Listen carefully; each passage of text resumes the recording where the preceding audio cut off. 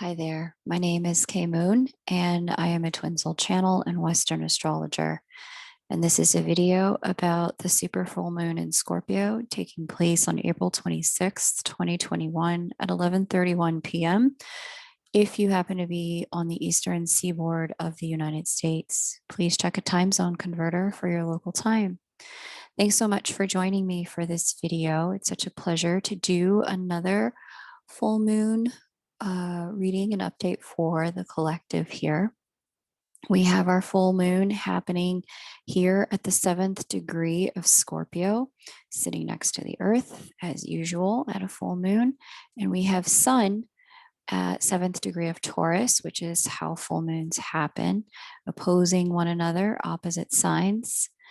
And this is a very interesting lunation because Scorpio is stacked, or sorry, Taurus is stacked with energy here. We've got Sun, Uranus, which is the bringer of change and revolution, Venus, glue and values, love and money, and then Mercury, mind and communication, the messenger, and then we have Lilith all sitting here. Lilith brings forward the energy, a bit of repression and rejection, but also the energy of what we need and our unwillingness to settle for anything less.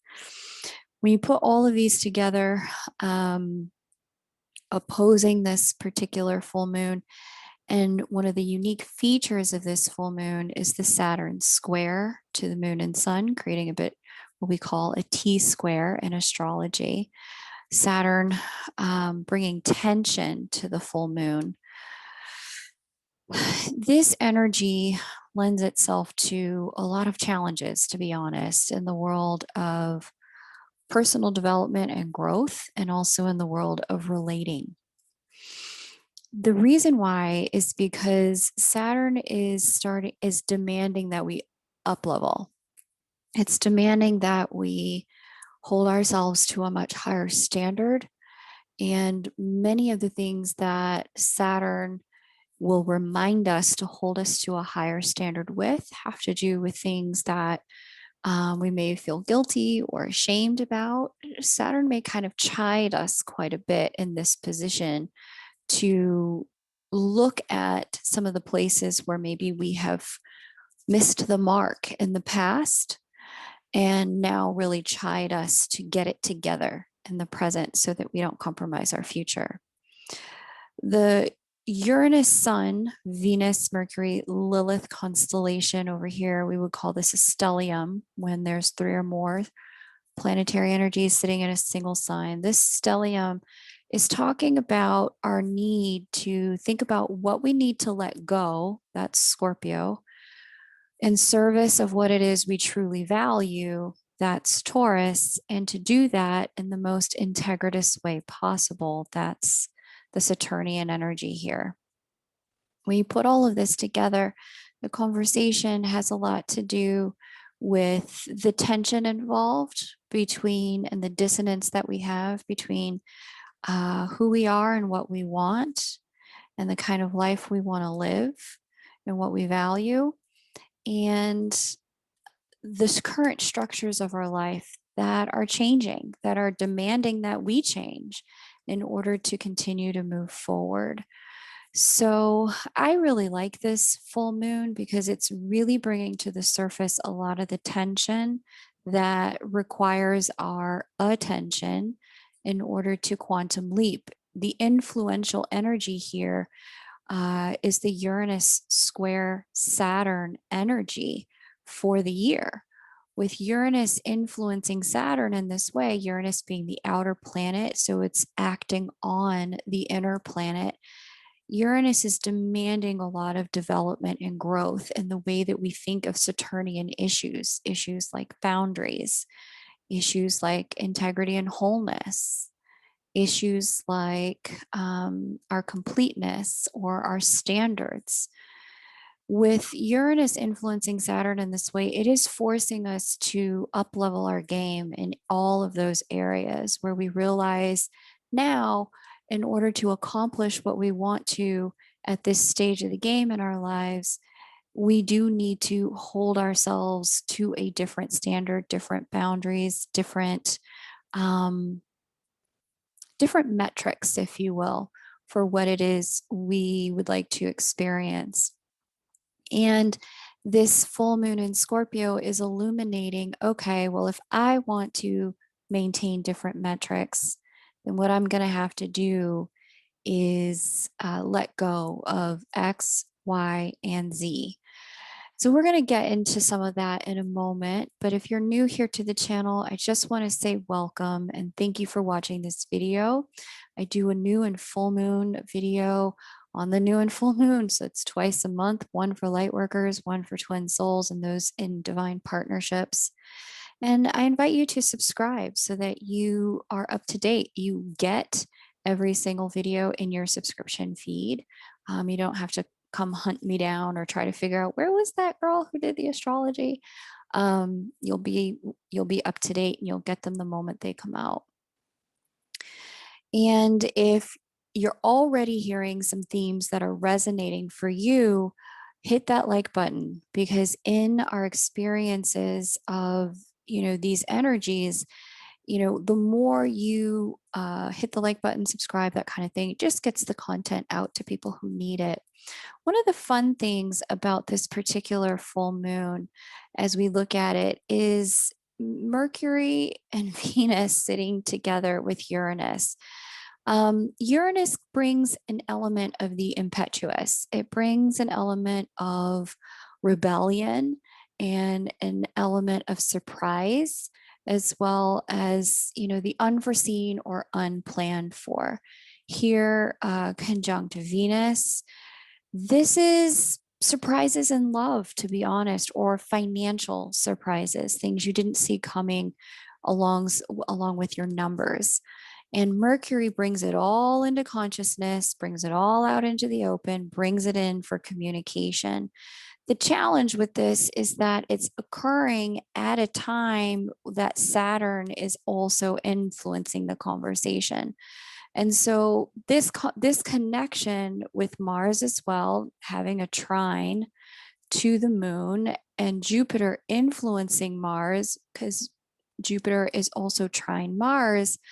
One of the challenges that is happening is the best way I can put it, and I had never heard this phrase before until one of my teachers had said it. And her name is Carrie. She's from True Insight. Many of you have taken the opportunity to study with her. True Insight is basically like Hogwarts for spiritual gifts, or the spiritually gifted. So there's a video, and I'll link it below this one so you can find it and get introduced to Carrie if you're interested. But the challenge with this, and that Carrie talks about a lot, is that people around you can be placing a lot of demand energy inside your space. And you personally may be culpable of placing demand energy inside of other people's space with this full moon. I'd never heard that phrase before, but this is precisely how this lines up. It's the kind of forceful, I need to take an action energy between Mars and the full moon, this kind of courage to step out there. But with Saturn square the Venus energy, there can be all of this kind of like acting from a place of guilt or shame, or acting from a place of things that didn't work out before, trying to raise your bar, but raising the bar not from necessarily a place of love, but from a place of maybe an absence of self-love or an absence of validation from other people, and then wanting to demand that they provide that love or that validation for us. So if you followed along from the last new moon, the last new moon was the Aries new moon, right? The last new moon in Aries and this full moon in Scorpio, they come back to back, but there's a build here. The Aries new moon really highlighted a lot of our wounds and highlighted the story of not enoughness, and how that story of not enoughness is really influencing the ways we're allowing our lives to unfold. And there were some solutions in the video. If you haven't taken a listen to the general Aries new moon video for light workers, I highly recommend you do, because it will really help you understand how we got here from there. Because that kind of ongoing story of not enoughness that began on the April 11th new moon in Aries now is reaching kind of a peak with this full moon in Scorpio, having us go, I can't live like this. I have to do something different. And this is where the demand energy can really come from. Now that these planets have moved into this position at this super full moon, there's this urge and urgency for change at this full moon that can cause you or the people around you, all of us, to find ourselves in positions where we may be trying to raise the bar, not based on love, but instead based on lack. And so this is the thing that I really want to highlight for all of us, is that whatever is coming up for you at this time, that life is showing you, okay, yeah, I gotta change this. I can't keep living like this. This has to shift, and I have to let this go or that go. I can't work this way. Whatever's coming up in that regard for you internally, because there will be something. And if you're a star schooler, pay attention to the axis Scorpio and Taurus sit on in your chart. Whatever's coming up, in that regard, this is the time to pay attention to, okay, what's the story I've told myself about this? What have I made up about myself, about the other person that may or may not be true, that's causing me to feel like I need to place this or that demand energy in their space? Or what's the story I've made up that may or may not be true that's causing me to feel like I need to put additional pressure on myself to make me feel like I have to prove something to myself, when the reality is nothing needs to be proven, all just needs to be loved. So pay attention to that, because the demand energy can go both ways. We can put it on other people, they can put it on us, we can put it on ourselves.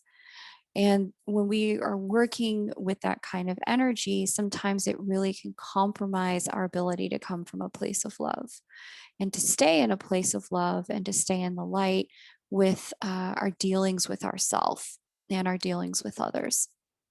Okay, so I wanted to share that. Let's take a look at some of the other things going on at this lunation. We're going to stop here for a moment. I'm going to show you a quick ad. Please, if you're enjoying the content so far, hit that like button.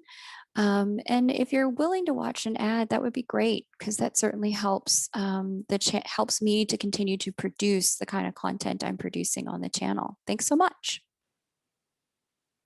Okay, so let's have a look at the other energies going on at this full moon. We have the sun having a trine conversation with Vesta.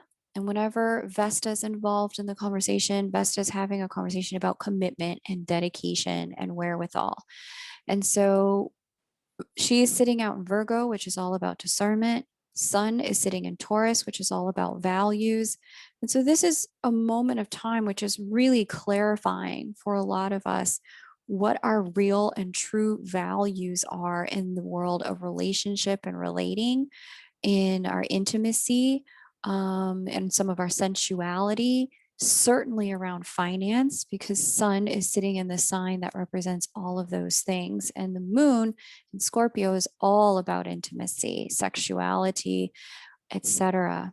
Okay. Then we also have Neptune having a squaring conversation with partnership asteroid. If you've been following along in the twin flame videos for each lunation, you'll have heard me talk about this. This is an energy that's apparent all year long, but it just makes the idea of partnership hard to land. In part, it could, so many reasons. One could be distance, long distance. Sagittarius is a sign of long distance travel. And Pisces and Neptune govern the ocean. So there could be a body of water between you and another that's making connection hard to land in the material world.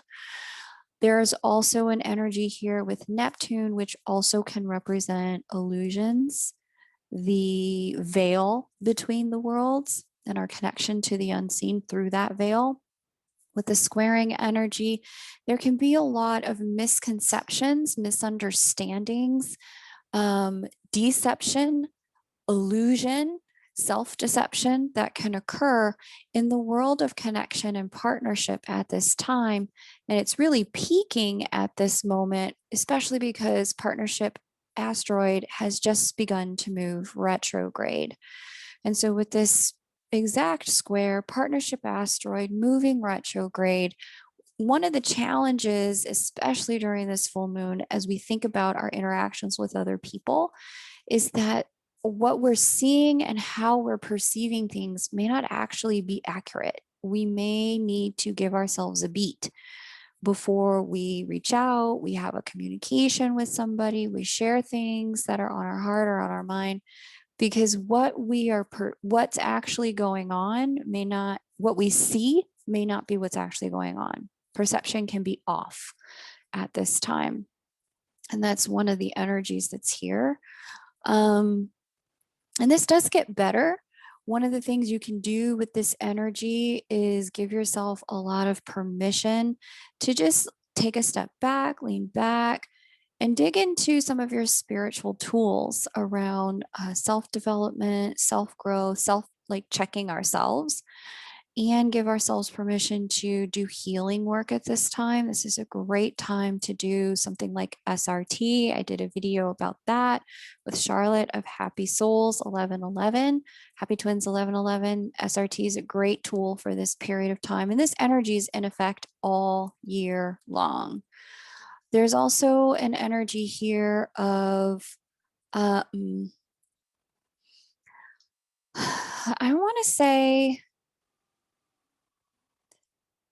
for my star schoolers, I just want to invite you to pay attention to what is the house placement for your Neptune and for your Juno.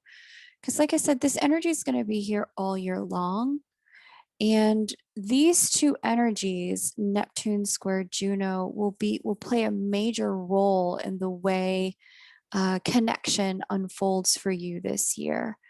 And the best we can do with this kind of energy is really transmute it from shadow to light by having a look at the ways that, having a look at the houses and how those two houses interplay. If you're not one of my star schoolers, but you're curious about this for yourself, or if you are a star schooler and you really want to dig into how to utilize this energy, the reading calendar is open for May. So if you'd like to book a personal reading, the link to do so is below this video in the description box at kmoonastro.com. You'll see an opportunity to book readings there, but this can play out in so many different ways for people. So it's important to have a handle on the house placements for you so you can get really specific about, okay, what's Neptune doing with partnership energy in my life this year? As I mentioned earlier, there's this energy here of Jupiter squaring Mars. And I spoke about this at the Aries new moon, which was 2 weeks ago, now following in the Scorpio full moon. What's going on here is this amplification of strength, this motivation, this capacity to power forward and push through, and a real willingness to make things occur. The challenge with this at this juncture is that Mars is in the sign of its detriment, the sign of its fall. And Mars doesn't give its best energy in Cancer, it gives its shadow energy in Cancer. And so, with Mars and Cancer and Jupiter just amplifying everything he touches, this can really bring forward more of the aggressive side of Mars as opposed to assertive. It can bring forward more of the warring side of Mars as opposed to the motivated side of Mars. Because Mars and that motivation energy and that motor energy in the sign of emotions gives us a lot of push to act on our feelings, but at the same time, uh, there's just this, some of the feelings are coming from our own shadows as opposed to coming from love, like I was saying. So this is a great time to do like as much journaling as you can, as much self-care as you can, um, doing any kind of tool that will help you get to the bottom of why you feel the way you feel. Coaching is a great opportunity for this. I know Lee and Sherry have made themselves available for coaching. So you can reach out to them. I'll link them below the video as well. But the thing about this energy is that, yeah, it doesn't lend itself to, let me put it this way, it lends itself to taking an action now that's going to have to be cleaned up later. So this is a good time to just take a beat and do a lot more self-reflection than anything else. Okay, so we talked about that. I also see here that Lilith is beginning to move into trine formation with Pluto, and this energy will be felt more in May than it will be now. But you may, if you're sensitive, and most of the people on the channel I've noticed are very sensitive to the movement of planetary bodies, you'll have noticed this starting to pick up. Lilith wants what she wants, and she wants it her way. And if you're not gonna play Lilith's game, Lilith is out. She's done. She's off in another direction. Not only that, but Lilith can also represent a place of rejection in our worlds where we feel really rejected. And when she's having a conversation with Pluto, and Pluto is all about power, it's about our fears, it's about our sexuality, it's also about our investments. Pluto can be about investments in money. Taurus can also be about money, which is where Lilith is sitting inside money, and business. Capricorn is where Pluto sits, is about business. Together, speaking in harmony, this is an energy, I hate to say it, but there's a bit of an energy of kind of like power moves that can border on manipulation with some of this energy. And in the light, I would say that this is kind of like just not taking no for an answer, like an unwillingness to back down, an unwillingness to acknowledge failure, and instead saying the only failure I acknowledge is not moving forward, not continuing to try. And so, depending upon how this is playing out for you in your life, um, there could be a bit of toes getting run over, yours or someone else's. And likewise, there could also be a bit of the kind of extra oomph and impetus to make things happen in your material world that perhaps you've been struggling to make happen prior to now. And so this season, Taurus season, and as we move into Gemini season, this season of time, as I mentioned in some preceding videos, especially as Mars got out here past the North Node, this season of time is really providing all of us a leap, an opportunity to move forward where life had really been stalled prior to that Aries new moon 2 weeks ago. And prior to that, I believe there was a full moon just before that in, golly, I want to say Libra. Yeah. The full moon in Libra, that whole period of time leading up to this one really set the stage for like, it's almost like being at a race and they say, runners, take your mark. And then all of the runners get in the blocks, and then they say, get set. And then the runners get in position to get ready to take off. And now we have the go. Now we have the go. But the thing to pay attention to is, where is your go coming from? And it's okay to be an acknowledgement and to recognize the places from our past where we feel really let down by our own actions, our own lack of boundaries, or guilt about the things that we didn't say or didn't do. It's okay to acknowledge those things. But overall, what we all want to do is be paying attention to, okay, I'm let down by those things because of a lack of self love that maybe that demonstrated, or love, like unconditional love for another, that maybe that demonstrated. But how can I raise my standards at this time so that my go, when I'm now ready to go, isn't based on escaping baggage of the past repeating itself, but instead based on creating a future that is really free of a lot of that old baggage and old patterning.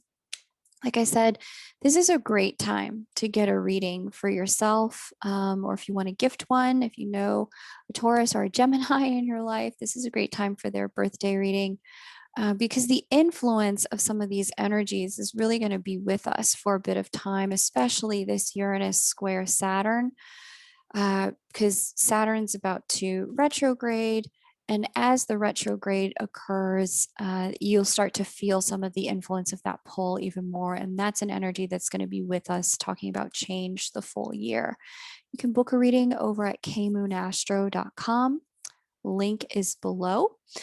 And be paying attention. Be paying attention to the placement of these things in your chart, because there's a real, if you're a star schooler, there's a real influence and energy here between your Capricorn house and your Taurus house and the people involved in them, that this Lilith and Pluto angle trine is going to begin to, you're going to begin to see this energy unfold in the next 30 to 60 days, even more. And as you see it unfold, it's going to be important to know, okay, how do I work with this energy so that I'm not getting myself in a position where I'm just in constant power struggles with people?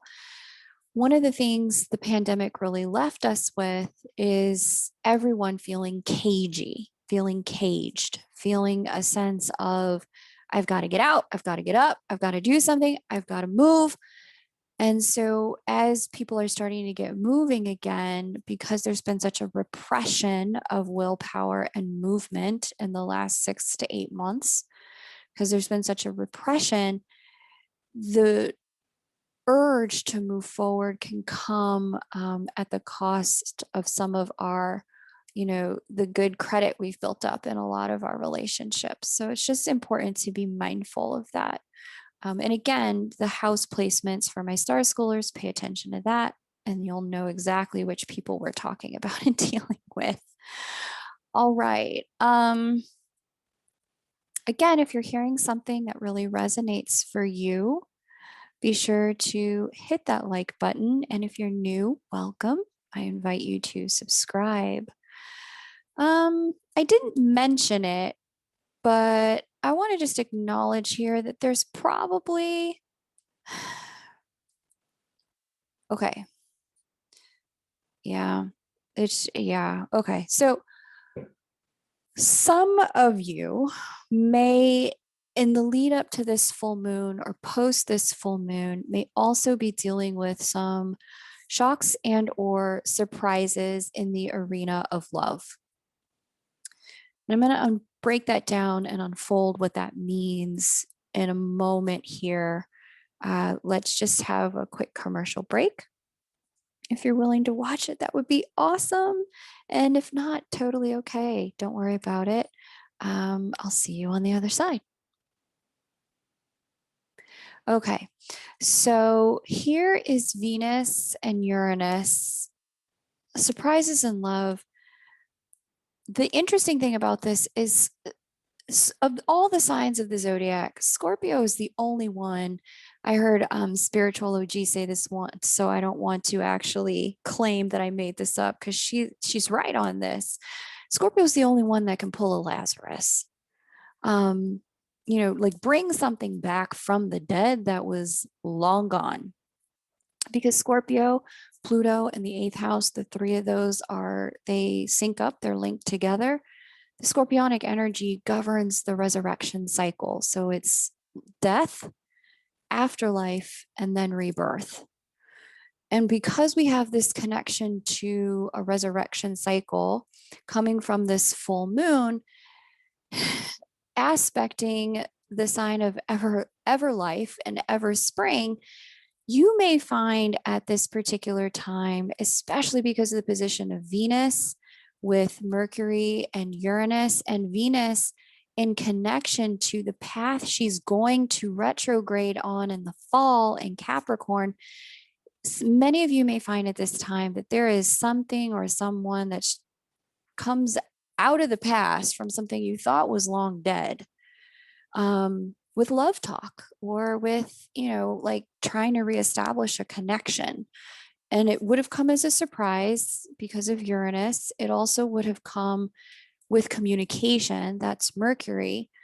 And it would have, it's the interesting thing is the Lilithian piece here means it came on their timing, on their terms. You may have been waiting for this information ages ago, it never came. And here we are.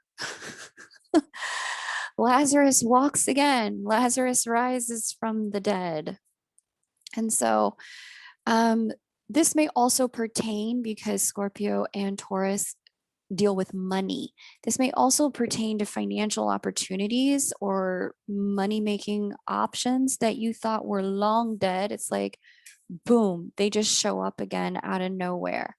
And so take it in stride. The reason I'm bringing this up is because of the Saturn piece. Normally, I'd say if this is what you want, go for it. If this is what you value, go for it. But the Saturnian piece is here. The way Saturn is squaring this information and T-squaring it, T-squaring the full moon and sun,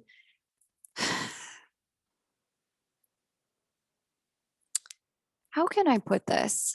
What's the best way I can speak to this for us? The Saturnian piece is, there's two sides to Saturn. Let me give you the Saturn mythology first, and then I'll break down why this is a proceed with caution moment. So Saturn's mythology is that originally Saturn was given to be the governor of order and timing. Saturn governed when the seasons changed. Saturn governed the natural flow and progression of life on Earth. And when night turned into day, all of that was Saturn, things happening in sequence at the right time. But one day, Saturn's mom, Gaia, came to him and said, I need you to help me put my lover in place. And because what was going on was Gaia she produced all of her first children on her own by herself. That was her nature, to produce and to create life. And so she did. She wanted a lover. She created a lover. The lover, at one point, after they began to co-create children, decided that some of her children were an abomination. Some of their joint children were an abomination, the 100-handed ones. And he decided to begin to push the babies back inside of Gaia. Now, you don't ever have to have given birth to know that a woman in labor, if you're trying to push a baby back inside of her, that's going to be dangerous for the baby, dangerous for the woman, and dangerous for you. You might lose your life trying to do that to a woman if she's in labor. So Gaia said to her original children, I need someone to help me put my lover in his place. This is what he's doing. Saturn said, what do you want me to do, Mom? Gaia said, I want you to castrate him. And so Saturn did. And out of that, in the mythology, which has historically been a male dominated lens that we've used to understand mythology, we come to understand Saturn as the separator and the castrator and the disciplinarian. But when you look at that story from the feminine lens, from the lens of Gaia herself, what Saturn provided was the opportunity for her to get back into her wholeness, to do what it is she was built to do. So I say all of that to say that the Saturn angle here we get the shadow side of Saturn because Saturn's in a square. Saturn is acting from the place of internal guilt, internal shame, internal challenges, internal, maybe even fears about things that occurred in the past, now coming along to try to make them right. Okay. And so one of the things you really want to pay attention to, if there are Lazarusing opportunities cascading through your financial world or cascading through your love life at this moment, if any of those are coming up, what you want to pay attention to is this right for me?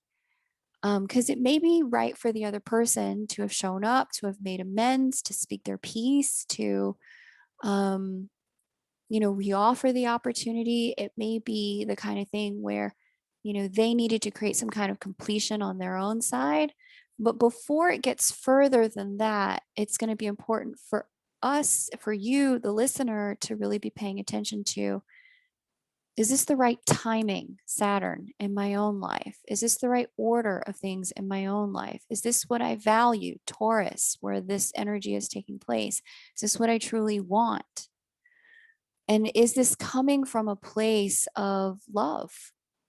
Or is this coming from something else? That's what there is to pay attention to and honor in your discernment. And that's what the Sun, Taurus, Vesta, Virgo discernment piece is giving us the opportunity to stake out is this aligned? So proceed with caution, right? If there's Lazarus money or Lazarus love showing up in your life, proceed with caution. Just make sure it's what you want and what you value rather than just kind of like, oh, okay, just going along. Because the Saturnian piece here is asking all of us to up our game. Where we've just gone along in the past, it's time to step up and set boundaries, to set standards, to set a metric for our lives so that we can actually have what we want, as opposed to falling backwards into a pattern that's long since gone. Again, Scorpio represents death. It's been over. It's time to really pay attention to, okay, what is it at this juncture that I want and how can I set it in motion? If you've heard something that resonates for you today, I invite you to hit that like button. And if you are a twin soul, please feel free to listen to the twin soul video where I will cover the movements of the divine masculine, Jupiter, and divine feminine, Juno, in more in depth and what it means for divine connections and twin souls. And if you'd like to book a reading, you're more than welcome to do so over at kmoonastro.com. It's been a pleasure to read for you. Take care and bye for now.